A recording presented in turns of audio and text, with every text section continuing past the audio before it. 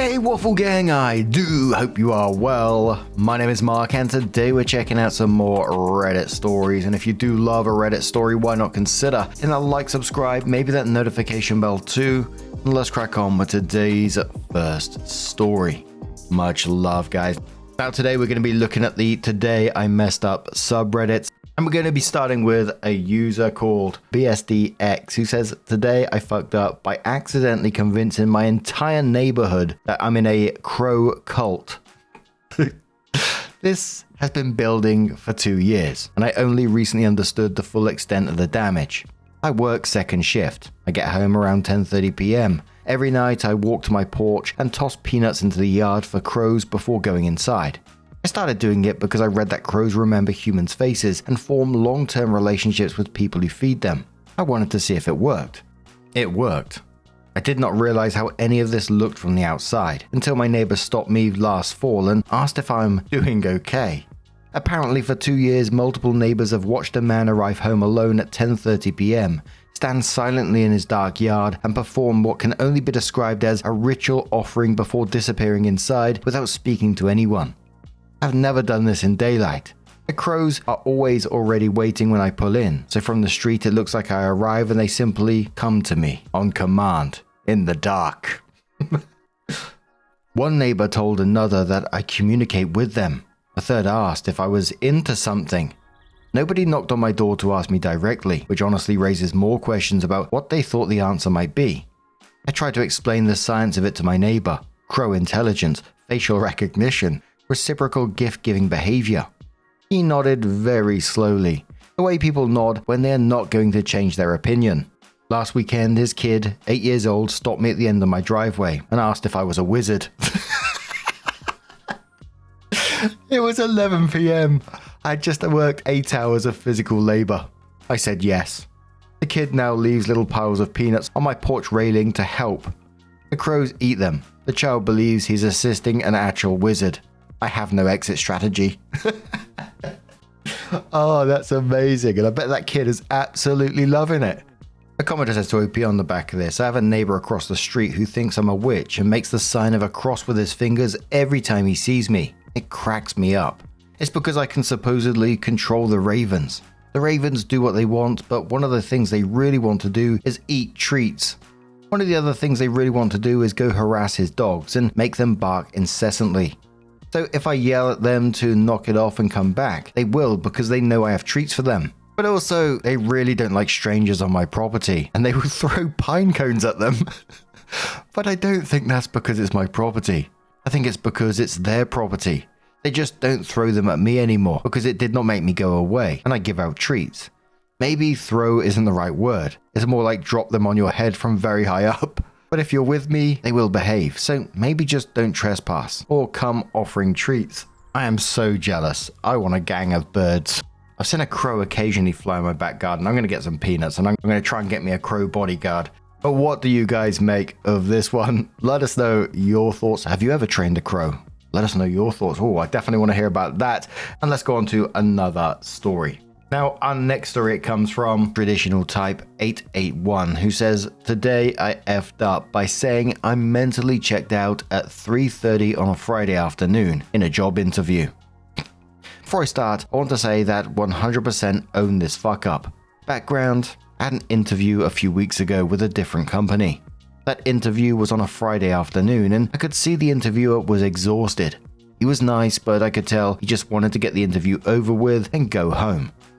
I didn't get that job, and having gone over the interview with a recruiter, we realized his mind had probably already gone home for the day. To be fair, I've also done interviews as the interviewer on Friday afternoons, and know that it was a lot harder for me to remember things, engage with the candidate, or focus on what the candidate was saying. So, lesson learned. Don't do interviews on a late Friday afternoon as either employer or employee. I get a screening call today from HR from a different job today. It goes okay, but it is the end of the day and I'm feeling quite tired. The HR person then asks if I could do an interview this Friday. Without thinking, I say okay. They then ask morning or afternoon, and I say afternoon because I have meetings in the morning, thinking that I'd be around lunchtime. HR then says, how about 3:30 p.m.? I then say no. Yep, I dragged the word no out just like that. I shake my head. I don't think that's a good time. I don't know about the hiring manager, but I'm mentally checked out on Friday afternoons. Just like that.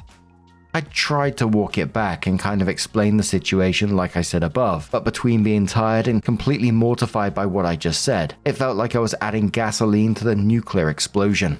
To her credit, she took it in her stride, but I could hear the "did he just say that" in her voice. She still sent me the invite to the interview, but yeah, I'm pretty sure I toasted my chances. Again, no one's fault but my own, and I know this will be a funny story to tell the guys at drinks, but right now, I can't stop hitting my head against my table about this. Yes, my spelling and grammar are impeccable, and my writing has a certain style to it. Not because I used AI, but because I'm old enough to remember that when you would lose online arguments just because you used the wrong apostrophe. And I've been writing emails and online posts since LLM was just a twinkle in Sam Altman's eye. I am the generation that AI trained itself off of. I don't sound like AI. AI sounds like me. Many of the commenters on the back of this one just basically saying, this is probably survivable for OP. You got another interview, so you might do all right out of it. I personally can remember only one sort of nightmare interview for myself. I had to do it during like a lunch break in the job that I was working at. It wasn't too far away, but my previous job that I was hopefully leaving was the one where the guy, I told you the story before, where the manager came rolling under the warehouse door as it nearly hit the floor, and the actual director was stood there watching it all happen. It was fucking nightmare at the time. But anyway, I was going for an interview at this other job, and this isn't wildly exciting, by the way, so feel free to skip this. But this company made like heart stents, and they just had like various machinery where needles had to be threaded and all this kind of thing. So I went through the spoken part of the interview, blagged my way through that, and I thought it went pretty well. But then we went down to like the production area, and they just randomly asked me to thread this needle that was there, and I couldn't do it. So embarrassed. I was boiling up. I must have stood there for a good 5 minutes just to thread one fucking needle, and I couldn't do it in the end and had to walk away. And I was just like, oh no, I'm so done. The guy that was giving me like the interview and this task to do, he was like, oh, don't worry, many people struggle with it. And I just knew he was just, I could almost feel his hand on my shoulder like, you poor sod. You're done. Also really enjoyed OP's comment at the end there that I don't sound like AI. AI sounds like me. But anyway, we're going to check out another story. And this story, it comes from Resident Letter 3402 and says, today I fucked up by giving the weird guy a chance. So today I fucked up by going on a date with the weird guy.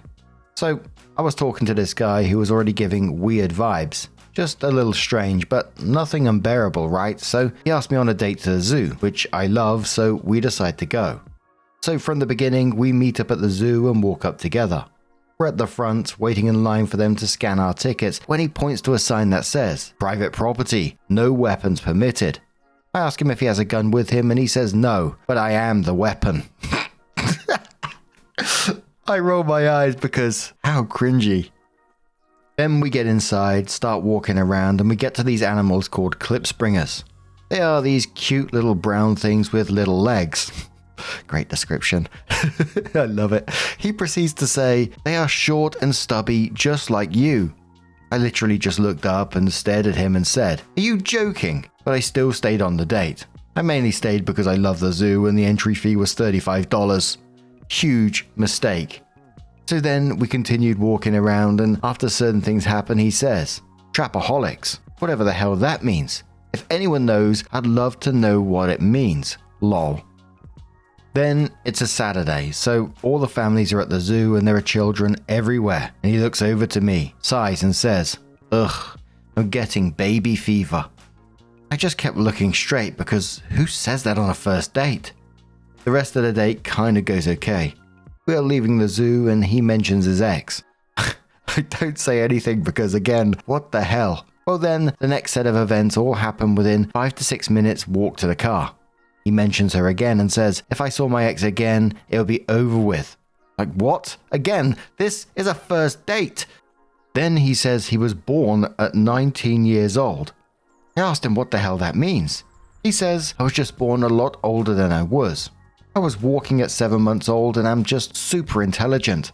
So I roll my eyes and ask him if he's so intelligent, why isn't he at Harvard or something instead of working his very basic, easy job? He just says it's because of family stuff. Finally, he tells me that he keeps having dreams of World War II and might have been in World War II in his past life. At this point, I was just so over it. I'm ready to get in my car and leave. What the hell? How about you guys? Have you had any first date cringy stories? I would love to hear them. Let us know your thoughts down in the comments below. Let's have another fucked up story. So our next story comes from Corvid Minded and says, today I fucked up by baking bread while naked. Cheeky. This actually happened to me today, and while I laugh off the pain, I thought I'd at least share my tale of woes with the world. My partner and I, 24 female, go to sleep naked.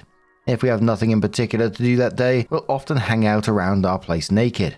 We aren't nudists, we're just comfortable together and like oogling at one another. I've been into baking sourdough lately, and when I got out of bed this morning, without bothering to put on clothes, I went to go preheat the oven to fire up the dough I made yesterday that's ready to go. If you know anything about sourdough, you know how hot the oven needs to be to bake properly. 425 to 450 Fahrenheit. For context, my boobs have a tendency to lay low. They're not quite wobbling to my toes, but I definitely have a bigger chest at 38F. Production on the way, thankfully. Also, don't ask for pictures, you weirdos. Unfortunately, affected by gravity and definitely on the saggy side. When I went to place the sourdough in the oven, had the door at about a 45-degree angle, leaned over to put in my precious dough, then I felt a burn on my right nipple. Oh, gee, bloody whiz. It nearly made me drop my Dutch oven. I just grazed my nipple against the incredibly hot oven door, making me yelp. I started running my burning boobie under cold water until I could bandage it, left with a burn mark across the nipple and areola. I didn't think baking was an activity that warranted a sports bra, but clearly I need to keep the girls secured and put some clothes on lest I braise my memories. Sourdough turned out great at least. OP even came in with a sourdough tax. And there was a surprising amount of people on the back of this in the comments saying how they've burnt various bits of themselves whilst cooking. I mean, I get the freedom of doing it, but bloody hell, it's a risk, isn't it? But what do you guys make of this? Let us know your thoughts and let's have another one. Fairlygnarly comes in with a post that says, today I fucked up by accidentally diagnosing my amputee boyfriend with a glittery banner. My boyfriend just got back from a week-long stint in the hospital a few days ago. He had his leg amputated below the knee after 20 years of pain and suffering caused by a car accident when he was 20. He's really depressed and I was feeling really bad for him having to deal with phantom pain, actual pain, a drainage pump and a general lack of leg. To add a rotten cherry on top, we gave him the worst flu any of us have ever experienced upon coming home. His birthday is in a week. And since he's miserable, I came up with a grand idea to do something each day to celebrate, and each day the surprise will get bigger and better. For day one, I remembered I bought a bunch of party items at a yard sale. Digging through the box, I found a blue glittered happy birthday banner. I thought it'd be the perfect start to a week of birthday surprises. I grabbed some tape and ran to the bedroom excited to ease my boyfriend's sorrows. Once I started to put my plan into action, I realized the package felt really thin. There was no way there was enough letters in there for 2 whole words, but I thought, fuck it, it's the thought that counts, so I carried on. I blocked his view of the TV with my big head and started hanging it up. He was mostly confused and becoming a little annoyed that I was interrupting the usual Trump-bashing YouTube channels he is always watching, but knowing I'm always up to something off the wall, he just laid there in bed watching me. As I hang it, I read it, and I was shocked, amused, bewildered, and laughing so hard I could hardly stand on my feet. It didn't say happy birthday. Not even anything close to that. In giant, aggressively festive blue glitter letters, it just said, cancer. Nothing else. No happy, no birthday, just a celebratory announcement of a terminal illness draped directly under the TV where his eyes couldn't ignore. We both absolutely lost it. We were laughing, coughing, and sharing possible theories of how this happened and where this banner would actually be appropriate to hang. That's a good point. I inspected the package to see if I misread it and clearly had happy birthday on the front of the package. When I looked at the sticker on the back of the barcode, it said Happy World Lung Cancer Day. It was likely a Temu purchase by the looks of it. So between Temu and the yard sale, I was just lucky enough to get only the cancer part of the banner and nothing else. Anyway, I set out to cheer up my boyfriend and I did just that, in the most messed up and unplanned fashion possible. But now what do I do for the rest of the week? I'm open to suggestions. OmniChad says to this, clearly whoever had that yard sale managed to salvage the good parts as happy day. Somewhere out there, a confused person is celebrating their birthday with a world lung banner that went to the same yard sale as you. Hope he actually added a picture of the banner below the TV. It does say cancer and it's got like a little cutout lung as well. I absolutely love that. But what do you guys make of that one? Let us know your thoughts and let's have another one. Now our next one comes from Navy, who says, today I fucked up by trying to break my buddy out of jail. It worked for a minute. This story is of a jailbreak that actually worked for about a minute. It happened years ago. I won't share certain specifics and I'll use fake names, but this was the most epic screw up I've ever been a part of, and it was mine. At the time I was in the military, stationed stateside. One night, a group of buddies and I discovered Jaeger bombs. Round after round, we kept them coming, and before we knew it, the night had flown by. My friend Brian offered to drive my roommate and me back to our off-base apartment. We didn't make it far. A car full of three 21-year-olds leaving a bar at 2 a.m. near a military base? That drew police attention. We got pulled over, and as soon as the officer reached Brian's window, it was clear we were drunk. All of us admitted it. Brian blew into the breathalyzer and failed instantly. He was cuffed and placed in the back of the patrol car. Then the officer turned to my roommate and me. He explained that if one of us blew under the limit, we could drive Brian's car home and save him the impound fees. We both tried. We both failed. Here's where it gets weird. The officer left us with Brian's car and the keys. Then he drove off with Brian to book him into the local jail. To this day, I have no idea why he left us like that. About 20 minutes later, my roommate and I had what seemed like a brilliant idea. A quick note. This all happened years ago, back when DUI penalties were just starting to become as serious as they are today. We were young, reckless, and unbelievably stupid. I don't condone drinking and driving in any way, and I'm grateful that nobody was hurt. Now back to the bad ideas. Both my roommate and I were military police officers.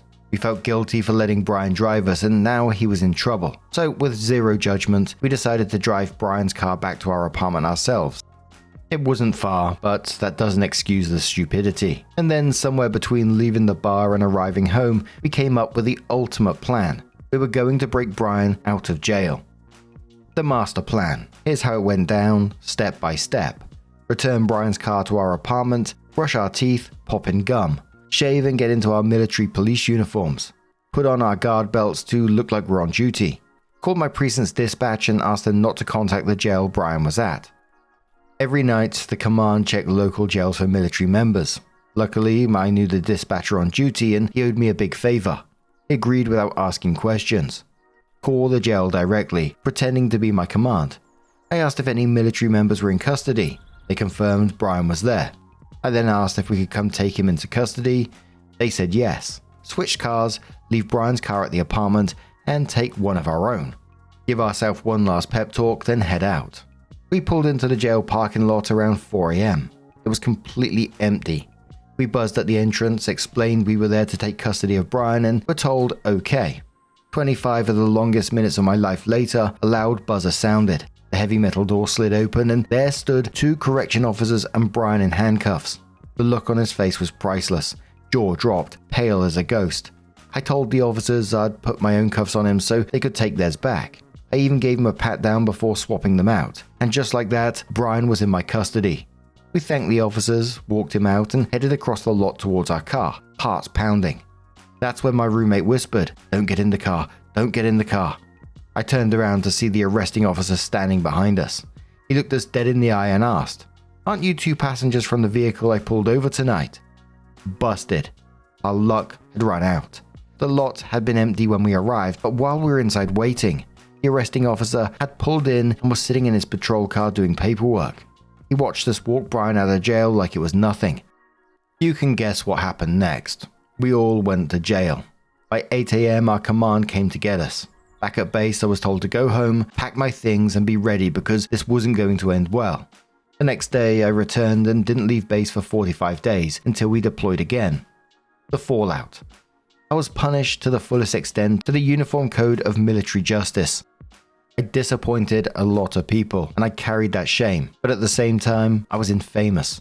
Word spread fast. Everyone knew about the failed jailbreak, and for better or worse, it made us celebrities. People said we embodied loyalty. You had to admire the audacity, even if the execution was insane. Thankfully, this didn't end my career. I served out my enlistment honorably, and I've never screwed up like that again.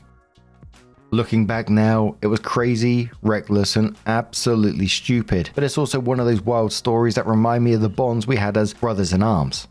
We tried to break a friend out of jail, and for a brief, glorious moment, it worked. Now, I've got to say it up front, obviously, I don't condone drink driving in any sense at all. I've personally seen the damage that it can do, and it's absolutely fucked up.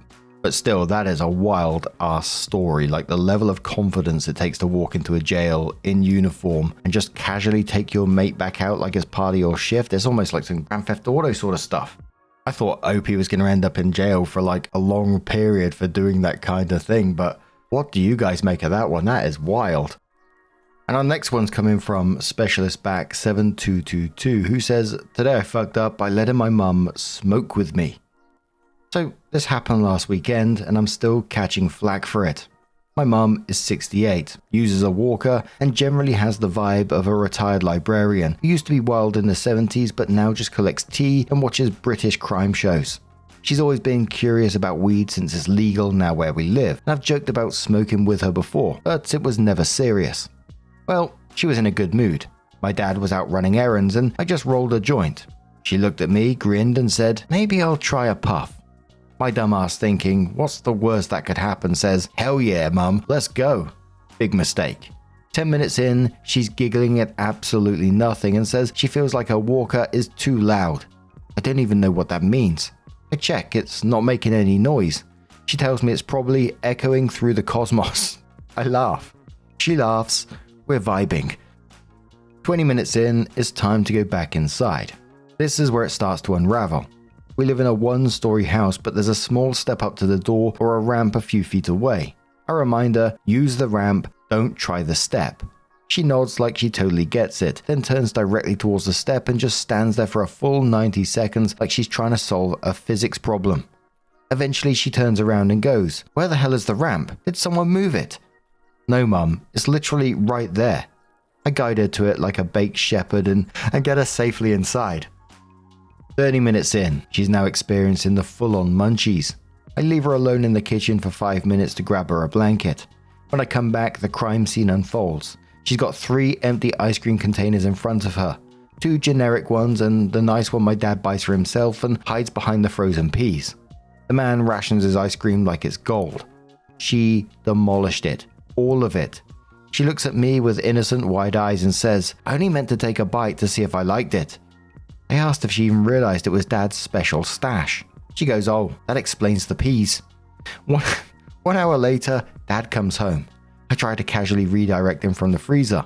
He of course goes straight to it and lets out this soul deep, "What the fuck?" And my mum immediately starts fake snoring on the couch like she's been asleep for hours. Now I'm the villain for corrupting my own mother and letting her get stoned and steal a man's joy. The echoing through the cosmos. That tickled me. I swear we covered a story about 3 years back where the OP had like a hidden stash of like hash brownies or something, and they had everyone round for dinner, and apparently grandma was looking for a snack and found one, had a bite, and she was like traveling to another dimension by the end of the story. Absolutely wild times. I do like visiting this subreddit once in a while. There's always some mad shit that's going on over there. But what do you guys make of today's collection of stories? Let us know your thoughts down in the comments below. And just a huge thank you for being here today, getting involved in the stories, your love, your support, your time. It always means the absolute world to me. So thank you so much for being here. Truly, it's absolutely amazing. And I will see you in the next one. Take care.